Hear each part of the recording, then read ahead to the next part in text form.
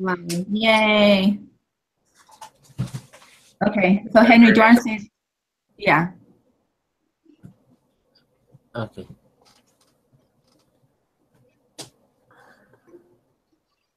Dear Heavenly Father, we thank you for this new experience this week.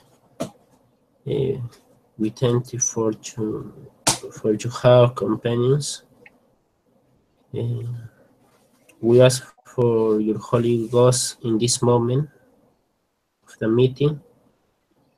Please, Heavenly Father, we ask for Marcus and his family in this in this difficult moment for them. We ask for our partner that don't come to this meeting. We ask for our families. In the name of Jesus Christ, amen. Amen. Thank you, Henry. That was so nice that you mentioned Marcus. Okay. Okay, so Tyler, do you want to lead it or do you want me to do it? I can do it. Okay. Let's see here. Cool. I think that this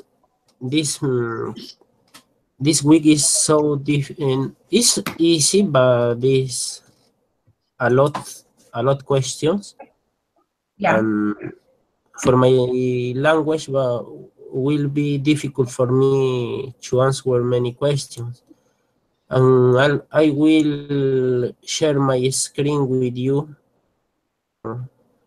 I prepared for this classroom, and I think that my work in Word Office will help in this meet. Okay. In this meet. Okay. Thank you. You're going to share your screen and we'll see your answers. Okay. Okay. Lindsay, do you want to give a quick synopsis of the case? Yes. Okay, so NASA, they have is it a shuttle? A space shuttle called the Columbia. And it was built originally to be able to dock at the space station, but not right away. They were going to like eventually make the space station bigger to be able to dock this. So it's kind of built for a different purpose. Then the Nixon administration ended up cutting funding, space exploration. And so then they kind of used it, they had to like justify the shuttle because now it can just go to space, but it can't like dock. And it was supposed to be able to go to space and then eventually go to other places. So anyway, so they had to come up with another reason to justify a reusable space shuttle. So I feel like that was kind of a problem. And they had organizational issues that went way back. And basically the way that they designed it, they had these like tiles that were, oh my gosh, all over the spaceship, and they had foam.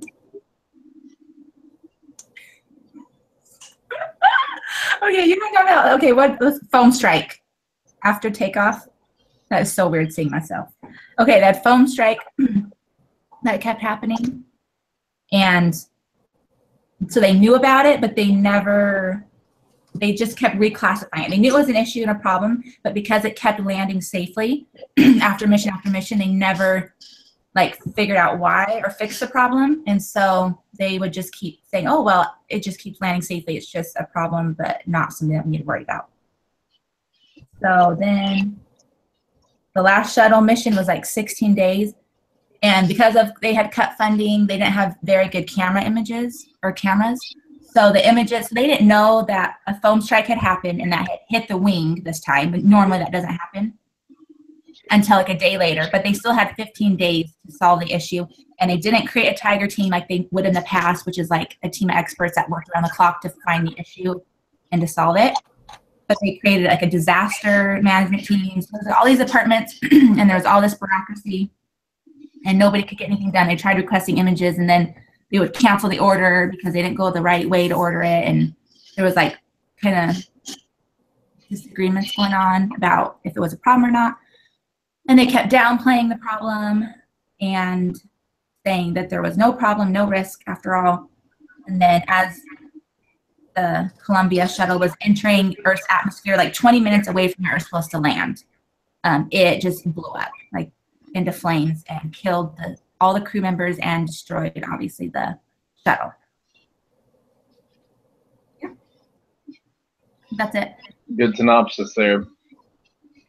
So this says 7 months after the Columbia accident, the Columbia's Accident Investigation Board presented their report on the case.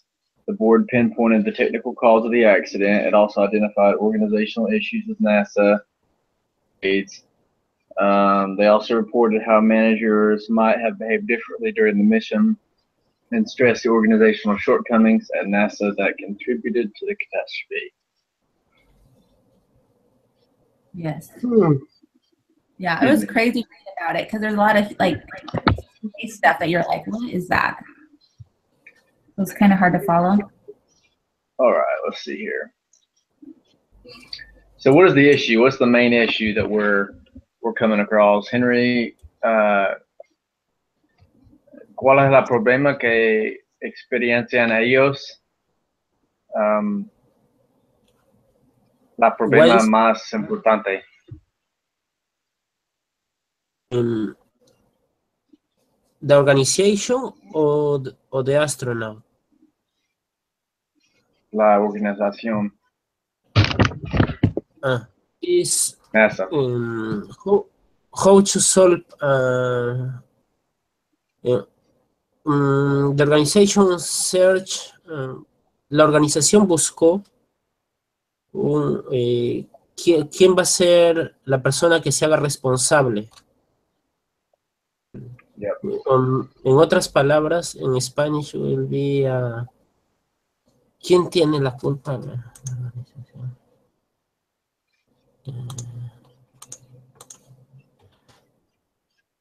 Yeah, he says who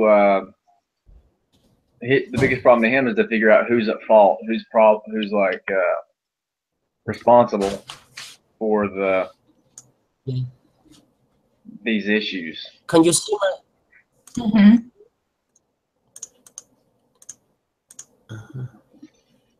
That's cool. I can see that. Yeah. So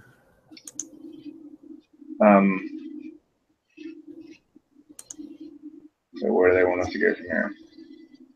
I mean that's the issue is that, well, it's a multifaceted issue where there's problems on different levels, and there's minimal checks and balances, and they don't know. They've known there was problems with the shuttles, but since the shuttles had made it in the past, then they weren't super worried about it. But then it cost this crew their life, and it cost this money. So yeah, I think, yeah, like you said, there's a technical issue going on, and there's also organizational issues. And to a big part, it was like the economic reasons for the space shuttle. Like things kept changing because like funding from the White House, like they were trying to become like more commercialized and like say that, oh, space shuttle is going to become normally, when really it's like space is an exploration and it's experimental. And so they're trying to justify this shuttle, the Columbia, that they built because funding kept getting cut. So then they're like, oh, well, we got to, it's reusable, and to make it economic, then we just have to take more flights to space and to justify that. But who are their customers? It was just like military and scientists. Anyway, so yeah, there's like three things I feel like.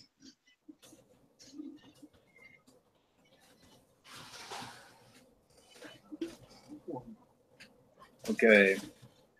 So let's see. This says understanding all aspects of a complex system failure will help prevent future failures, which I agree that they do need to learn they need to come to an understanding of the aspects that they don't currently understand of why this keeps happening. They know like part of it, but it's like they can't figure out the rest, or they're not taking the time and effort to figure out the rest because it hasn't compromised the mission totally to this point. So they certainly need to now Let's see.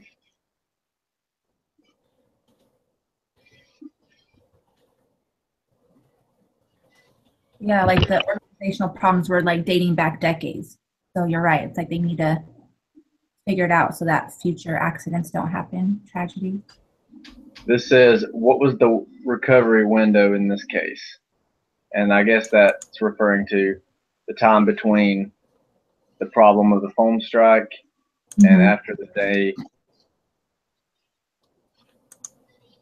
So the foam strike was discovered after the launch, but yeah, like a day later. Yeah.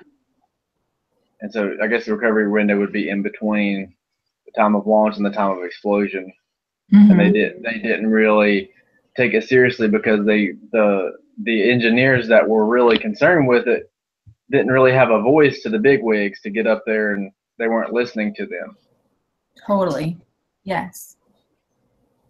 I agree with that. And like they try to get images themselves, and then the director would cancel the order. I want to know if they could have prevented it though. Like, had they figured it out? Was there anything they could have done? Well, I don't know. That'd been an engineer question. Yeah, that'd been an engineer scientist question. That's funny. Yeah, I don't know. I mean, like you can just not come down, but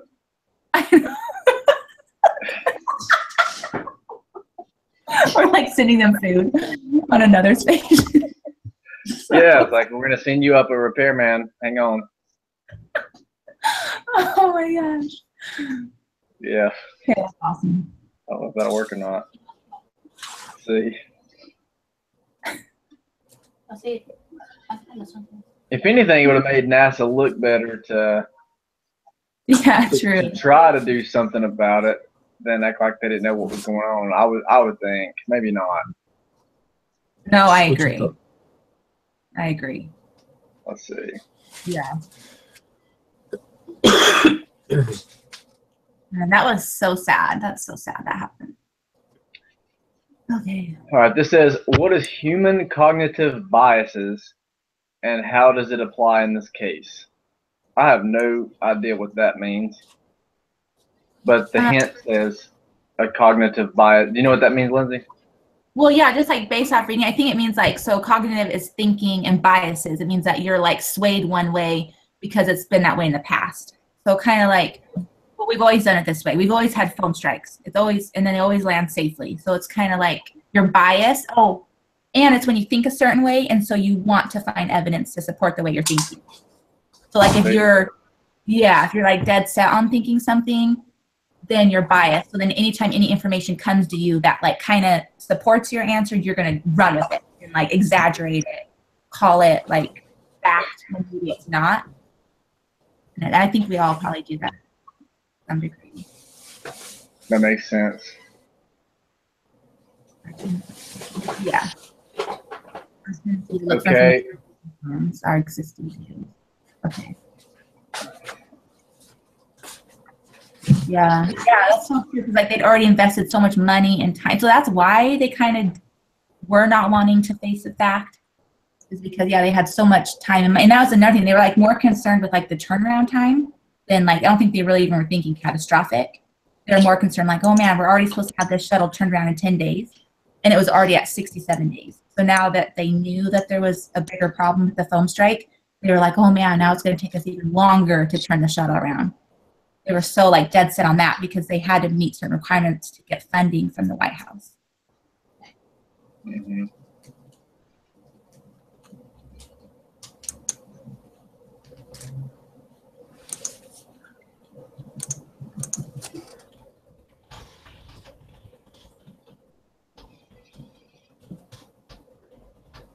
Okay.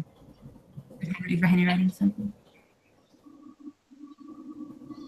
Okay, Henry's writing something.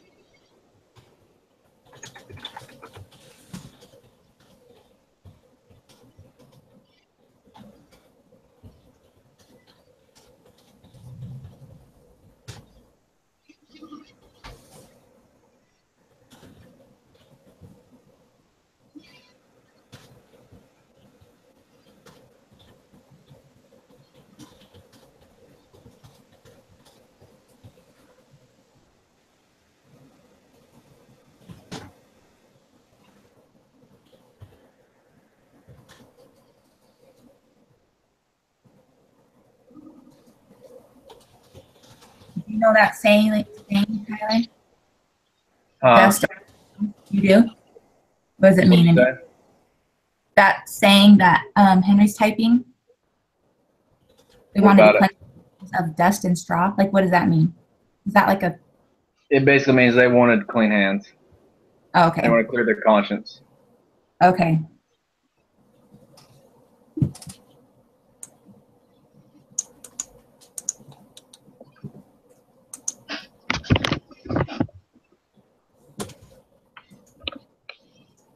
Thanks, Henry. Yeah.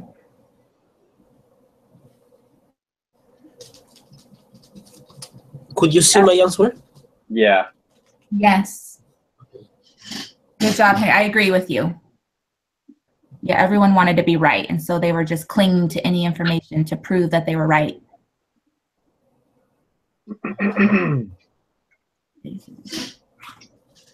What is shared cognitive framing?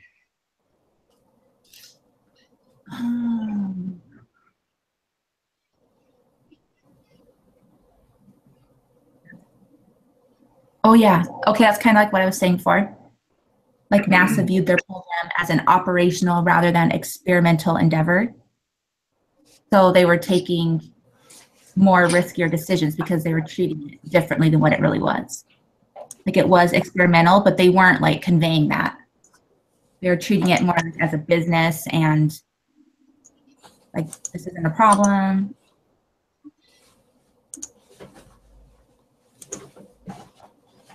Yeah.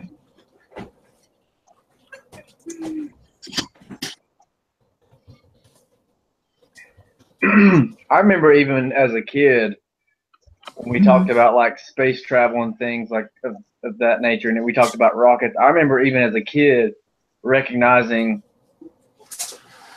it didn't make sense to me that they would say like, oh, here's a piece of the tile that's on the outside of the shuttle, and they showed us that, and they're like, this is super heat resistant, whatever else. But they're like, every flight, this stuff flies off. Like they lose these pieces. Yeah. I remember even as a kid being like, fix that. Like, find a way where they don't fly off. Like, find a way. Send up 1 million drones without people in them, with the tiles on, at that speed, until they don't fly off. Like, I don't see why you would compromise your shuttle ever. Yes. Dumb. Totally. Yeah, I totally agree. There's so much money at stake and people's lives. And I think that was another thing they said in the case was that they didn't have, like they were just doing like analyzing it through models and stuff. They never were actually testing it. Whereas in the past they had tested it. So you're right. Like that's crazy. They told us that like these fly off every time they land. That's so funny. You learn as a kid. I was like this. You're like, this is like NASA, right? Like Yeah. it's not for pretend. That is crazy. Dang, you've seen the tiles. That's cool. Let's see. When did the problems with the Columbia begin? There was like a timeline at the end of the report, and it said like from the very first, they became aware of it from like the very first launch ever, like in the 80s. Hold on, I'll find it. Okay, yeah, so the Columbia, the very first mission was in April of 1981, and they had to replace 300 tiles. And then after that, like the Challenger went, and that was the first known left bipod ramp foam shedding event. And that was June 1983. So they knew about it from 1981 to 2003 when it happened. That's a long time.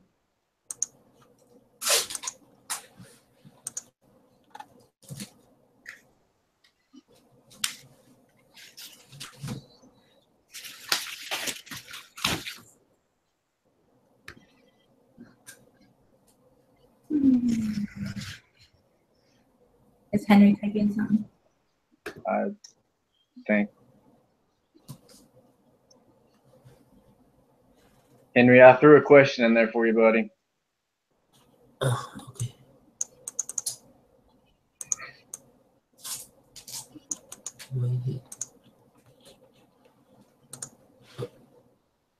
Yeah, one moment, please.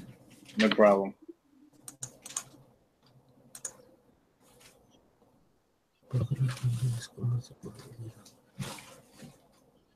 These strikes. What's mean? Please, what's mean drivers strikes in Spanish?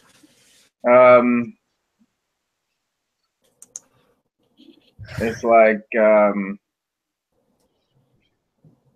el material que está volando en el aire que choca con el rocket mientras desciende a la tierra.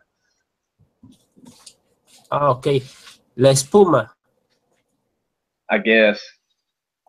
I don't know. Okay. No, I understand. Yes. Okay. Like, Mhm. so it's crazy too, like if you think about it, like those little tiles, they might be little and you think like, well, what damage is that going to do to a huge shuttle? But like at that speed, right? And it just like, they could have never, they could have predicted the trajectory, like the way it came off and the speed, it caused that hole in the wing. Hubo muchas. It's so flagrant.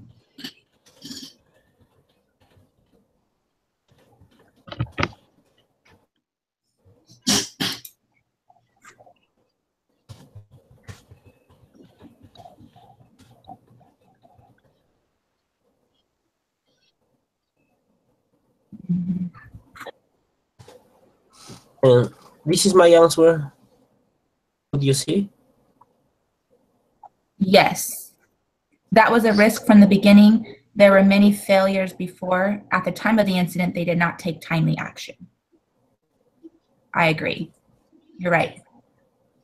Do you understand? They found out a day late Yeah, and they pero didn't take. ¿por qué piensa usted que llegó a ser aceptable de continuar haciendo las cosas lo mismo cuando en tiempos pasados esas cosas fue pasando? Ellos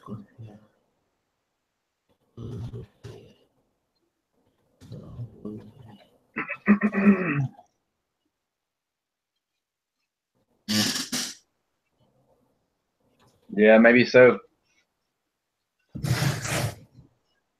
Yeah.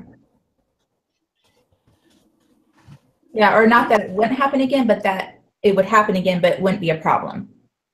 Just be like, they'd have to fix it, not catastrophic.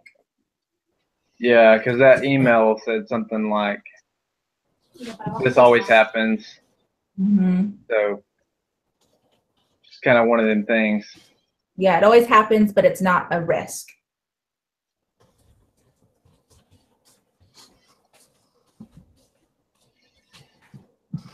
Yeah.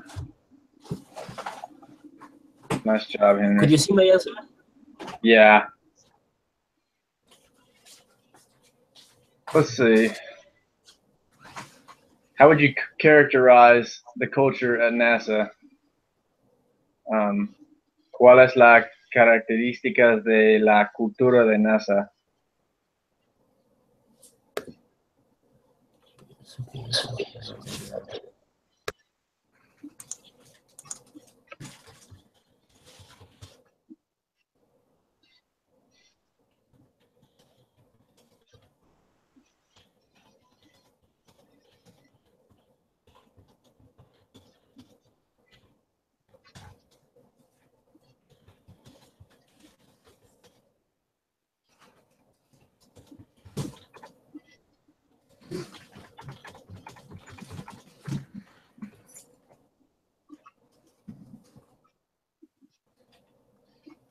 This is my answer. I think that they are very organized and organize themselves well in everything. However, the best hunter will be the prey. Do you understand this phrase? Yeah, I think I think he's saying that, like, since they are so powerful and they are so smart or whatever, and they kind of overlook the simple things, so they're kind of vulnerable to fall victim to the simple routine things. I think is the meaning behind that. Yes, that's good and true. Yeah, I think there's a lot of bureaucracy too, like where this person has to get permission from this person, but they have different motives. Like the people at top are worried about money and funding and more like a business, and then the people, engineers, are worried about safety and failure. Like, so there's a lot of bureaucracy Yeah. going on. Who Oh, are and the go ahead. what was that? I was gonna say too, like on the wall, it said, like in the article, it pointed out how like people were downplaying it, saying, "Oh, there's no risk," but then like the culture was kind of like, prove to me that it's wrong instead of prove to me that it's right. So they're letting a lot of things slip through the cracks.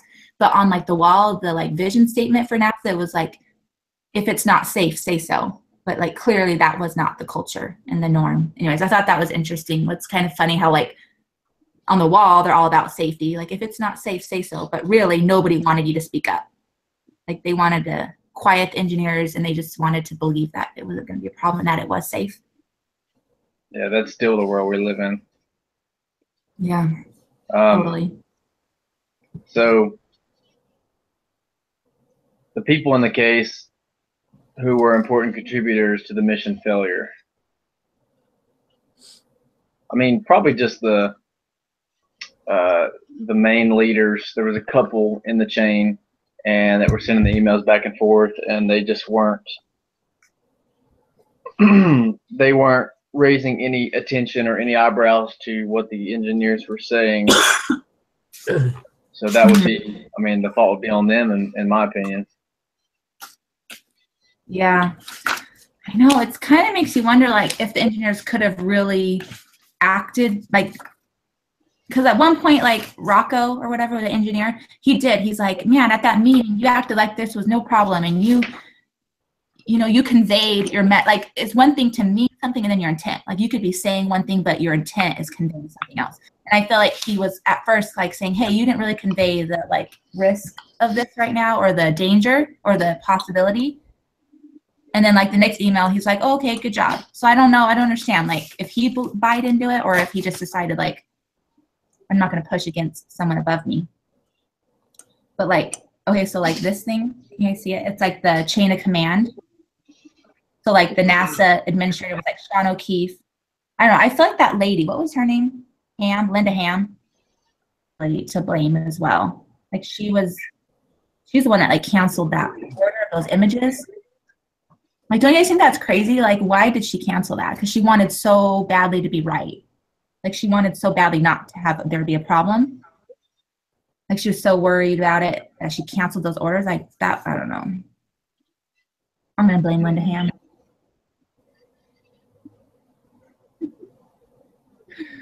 Oh, gosh.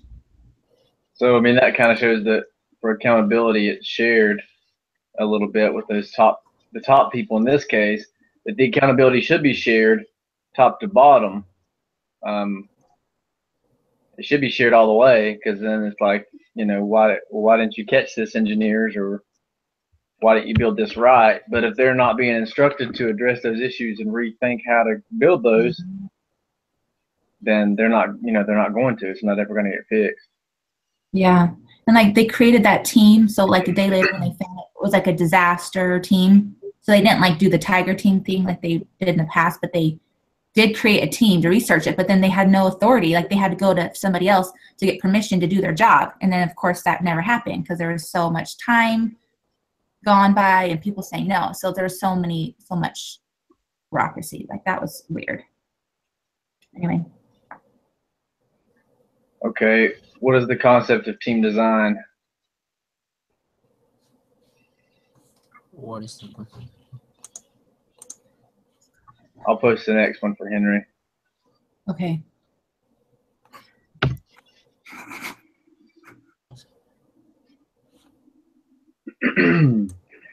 Oh, yeah. And, like, cheating too. I'm looking at the answers. So this is having clear boundaries, compelling direction, a structured system that supports the team in completing their work. So, people just need to know what they're supposed to do, what they're responsible for, a reporting system. And I wrote my entire letter on the assignment based around that, and based around what I think they should implement is a system of emails that if an email is sent, it is received. Like if you grade your email like red, yellow, or green or something, and red's like a severe, it's a safety issue. So anybody should be able to send an email to the very, very top guy if they want to, if it's red. And if it goes to the top, then I think it should go to everyone above them automatically, the code red. So it's not like, well, everybody didn't know about this. If it's a red email, if that engineer wants to flag it, everybody gets to see it. Oh, that's smart. But if it's like a yellow, then a yellow or a green, it just goes to their superior and stays right there. But if they think it's serious enough to be red, then everybody should hear about it. That is smart. I like that. Then it's a way to be heard, because this is something that's timely and experimental, so there's high risk. So they should be able to get to the top if an engineer sees something out of place or something that is a safety issue. Oh, that's good. There just needs to be a little more transparency and accountability. The next one was, what is the concept of psychological safety? That's what Henry's answering right now. Okay. Let's see.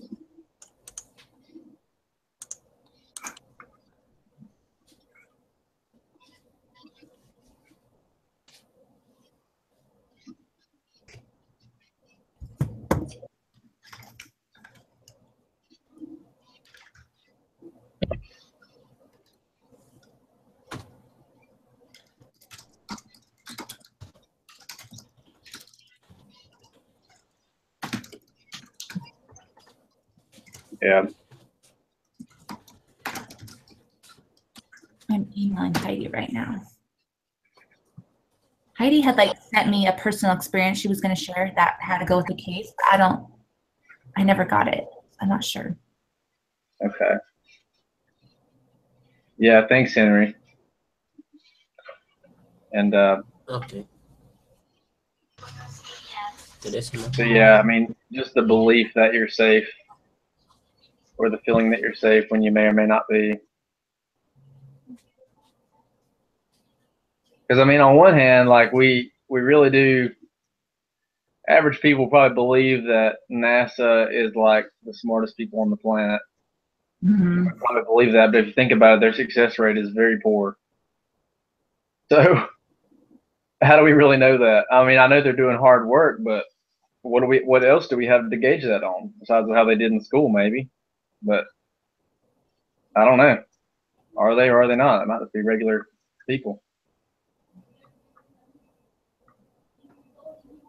Let's see.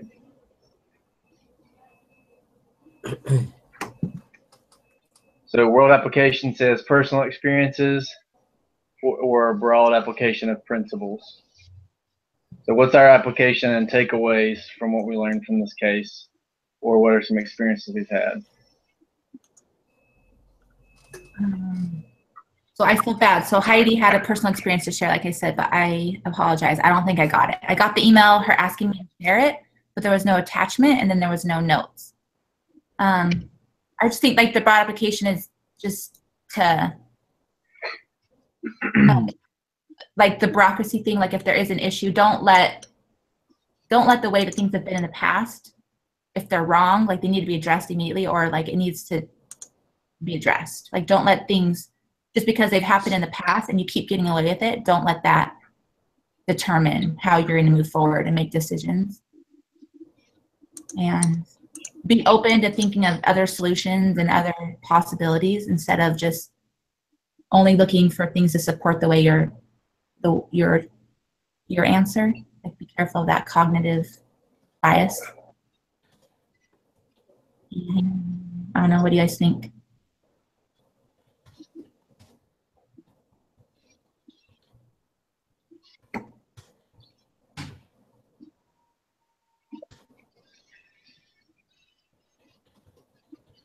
Okay, so Henry said, if I discover a minimal error, I must pay close attention. That would be the principle that this disaster teaches me.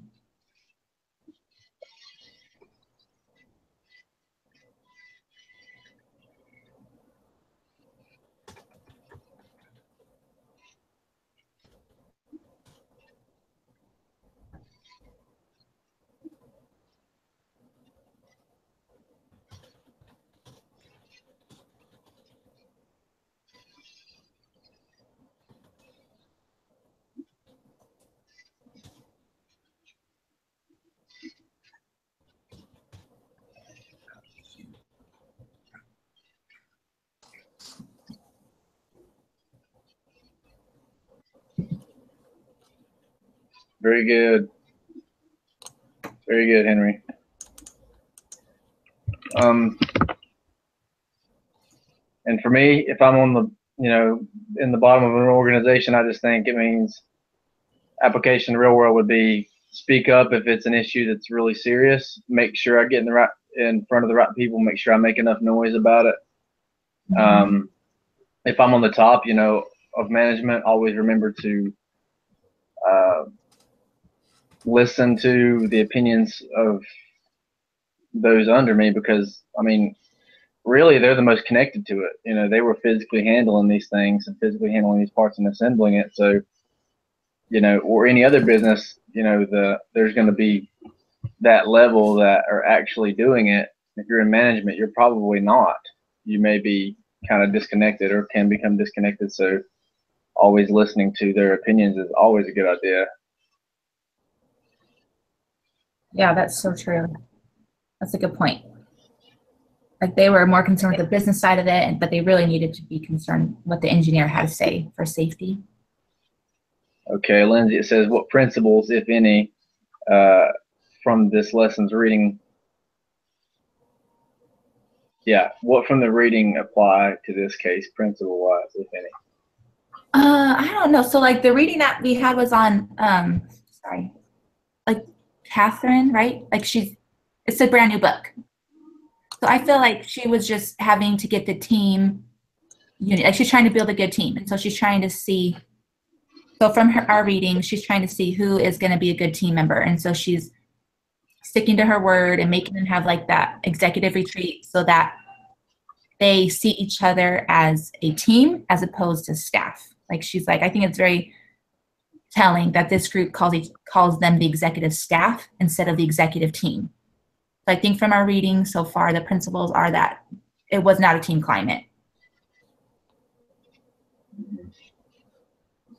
Tyler, in other words, it's a question because the translator is no help me in this part. Dice que las cosas que leímos esta semana del libro, que corresponde con la clase, hay unas principios de leyendo que tiene significancia con esta situación con NASA también y la organización. Okay. I think that I answered it in my last answer. It's connected with this part.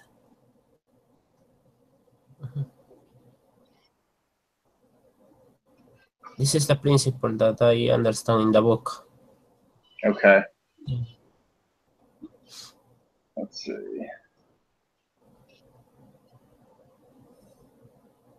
Let's see. So, key summary would be that NASA had already identified trends and seen this error of the foam coming off and creating potential problems for the space shuttles in flight, and had seen so for years and years. And since it had not disrupted a flight, they kind of shrugged it off.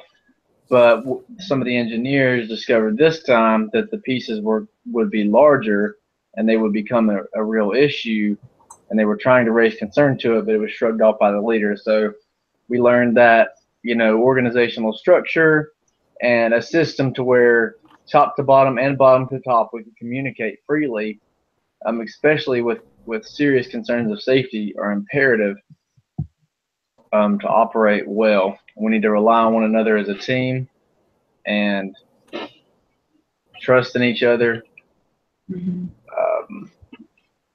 not suppress someone else or make them feel like they can't speak or can't tell their concerns to you. And that's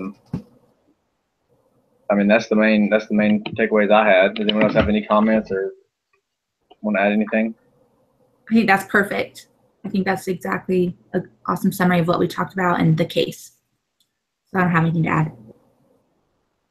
Henry, do you have algunos comentarios que quiere compartir antes que terminamos?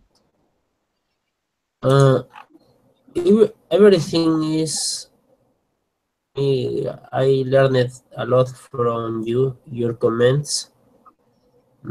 No more. Thank you so much, dear brothers. All right.